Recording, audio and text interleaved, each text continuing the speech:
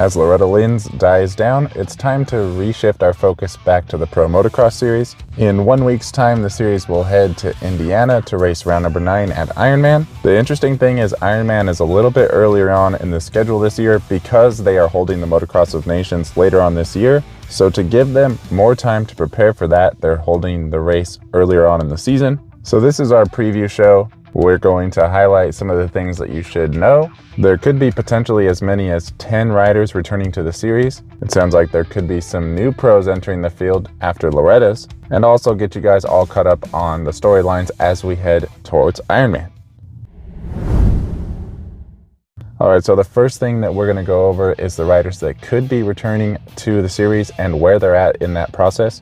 The exact condition of all these riders will become a lot more clear as the week goes on, so make sure you guys return for our race day updates video next Saturday, and we'll give you all of the official information. Starting off with Max Anstey, he's been back on the bike for 2 to 3 weeks now. I don't expect him to return this week, but it's definitely possible.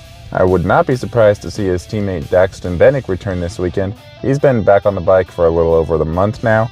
He's still recovering from those concussions that he suffered earlier on in the year.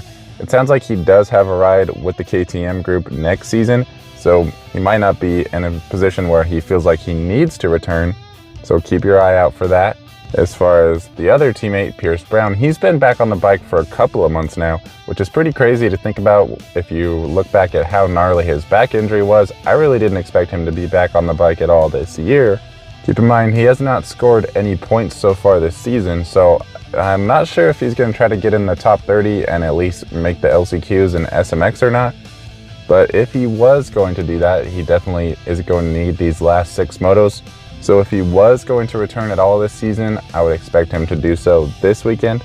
And then Cole Davies has also been on the bike for about a month now. I know a lot of people are really excited to see what he can do in motocross. Not sure if he'll be returning this weekend, but he is back on the bike. We also saw Tom Vial sit out the last round after banging up his shoulder and knee. He looks to be returning to the series. It looks like he took advantage of the break and really enjoyed it, so expect him to come out swinging this weekend. And then we have his teammate Julian Beaumer. He's a little bit more of a question mark for me. He really didn't seem like he was injured. If you listen to him talk after Redbud, which was the last time we saw him, sounded like he was just going to get back to the grind of training, and then we just never saw him again. Now, he did go down pretty hard at High Point, and we never really saw any reasonable results after that. He is expected to return this weekend. Hopefully things go better for him. And then another rider that I was personally really hoping to see return this weekend was Ty Masterpool, but it sounds like his hand recovery is still going pretty slow. He did get back on a turn track, but he said that he did so 4 weeks early. So with that being the case, sounds like he's not even supposed to be riding. He had this gnarly looking brace on his hand. Really unfortunate for Ty because I have no idea what he's going to do for next season. We saw him absolutely kill it and get some wins in this very series last year, and he's not going to be able to back that up this year, so really unfortunate for Ty. And then we have Jet Reynolds, who should also be returning for the Club MX team. This is something that he's unfortunately all too used to, making a return after being injured. Hopefully things go good for him. And then I believe his teammate Reed Taylor will also be returning to the series this weekend, so keep an eye out for that. And then we have one last 250 rider. Nick Romano is pretty banged up. He didn't really specify exactly what was going on other than he has shoulder issues. As of the time of this recording, he's not confirmed to be returning to the series, but the last time we heard from him, he did say that he's hoping to return for the last few rounds, and we have seen him get back on the bike. He did say that he was going to keep his cardio up as much as he could while recovering, so that way he could return as soon as possible, so don't be surprised to see him back this weekend. As far as the 450 class, the injuries are not nearly as deep. Aaron Plessinger has missed a couple of rounds.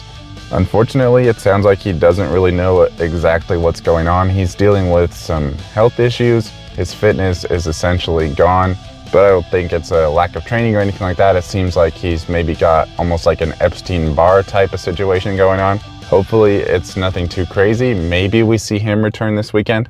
We also saw Joey Savacci go down and get ran over at Redbud. He's been pretty quiet ever since then. Not sure exactly what's going on with that. Hopefully he can return this weekend. He's pretty high in SMX points, but he is falling after missing the last couple of rounds. Same could be said for Grant Harlan. He went down on the first lap and also got ran over at Red Bud, and he's been pretty silent ever since then. Not sure exactly what's going on with him or if we'll see him back this season. And then I also want to shout out Dylan Ferrandis. He did get back on the bike for the first time about 2 weeks ago. He's been dealing with that stress fracture in his leg all through Supercross, and it sounds like he's finally got it squared away. Rumor has it that he's headed to Ducati next season, but don't be surprised if he does try to come back and race a couple of motocross rounds to get things going before we head to SMX. Next, we'll just go over some of the storylines as we head into next weekend. Don't be too surprised if we see a few guys make their full-time pro debut this weekend. Enzo Timmerman comes to mind. He's already raced a few rounds and starting to get some pretty good results. Generally speaking, he did really good at Loretta's, so I would not be shocked if he goes pro this weekend.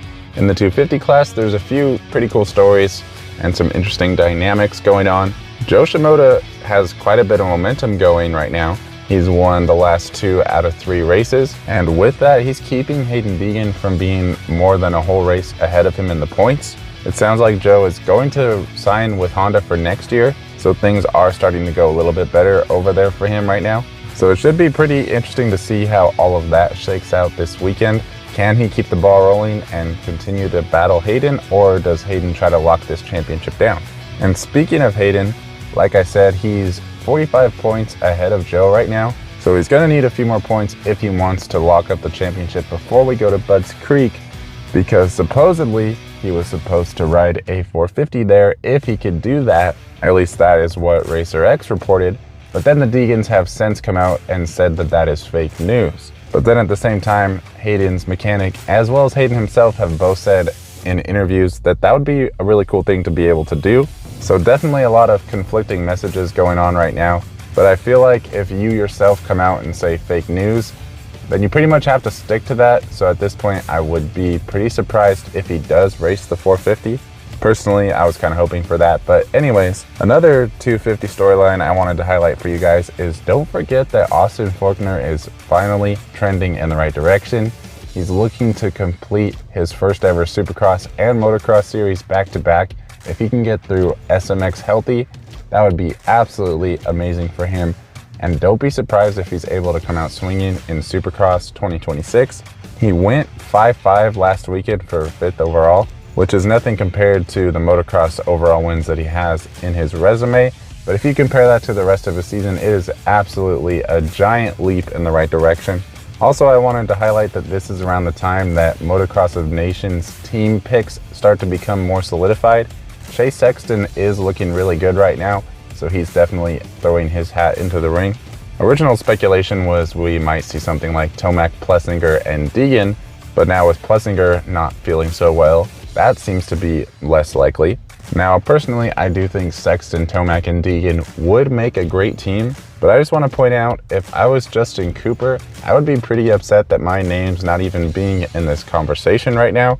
I'm consistently right there with the top guys. I'm at the top of SMX points because I'm consistent. I'm there every single race. And the last time we had him on the team in 2022, not only did he win his class, but he did it in a clutch performance where we really needed him to get that score, and it ended up getting us the overall win. The pressure was on, and he came through. So he actually has a history of coming through at Motocross of Nations. And again, I'm not saying he's the perfect pick. I'm not even saying we should pick him over Chase Sexton. I'm just saying, why aren't we at least mentioning him? I say send Tomac, send Deegan, and then we can talk about whether we send Sexton or Plessinger or Cooper. I wouldn't be surprised if a lot of it comes down to how people do this weekend. Remember, Tomac was struggling quite a bit a couple of rounds ago. He did bounce back nicely at Washougal, as well as Chase Sexton. He wasn't struggling nearly as much, but he did win last weekend. So now he has beaten Jet Lawrence twice, but this time he was able to do it straight up. It did seem that Lawrence still had a slight edge over Chase Sexton, but at the end of the day, Chase was beating him for the majority of that first moto, and Jet was pushing to try to find a way around him, which ultimately ended up having him go down. Personally, I would say that Chase forced that error on Jet, in the same way that if he was just riding behind him and Jet had tipped over from that pressure, we would all say that, oh, well, he crashed from that pressure. Also, I thought it was worth noting that the weather is looking really good right now. The high is around 75, but there is a thunderstorm that's supposed to roll in really early on Sunday morning. So if that thing comes any earlier, maybe we'll see some rain. Don't think that's going to be an issue. It should be some really nice weather. Hopefully that will help out Jorge Prado. He doesn't seem to be a big fan of the heat or his bike or really anything at this point. I'm not really sure what to make of his whole situation, but it's definitely something I'm keeping an eye on. We really have to question at this point if he's going to remain in America. The speculation at this point is already that Tom Vial is now heading back to the GPs, and he's had success here. So will Prado follow suit? I'm not really sure, but at this point it's not looking great. All I know for sure is there's a lot to look forward to next weekend. Make sure you guys tune back in for our race day update show, where we go a lot more in depth over everything that you need to know before the gate drops that day. We go over all the final injury updates, the rider storylines, the points, the rider statistics for fantasy and betting, the actual weather, track conditions, changes, press day, everything you need to know. That being said, thank you guys for watching, and I will see you in the race day updates show.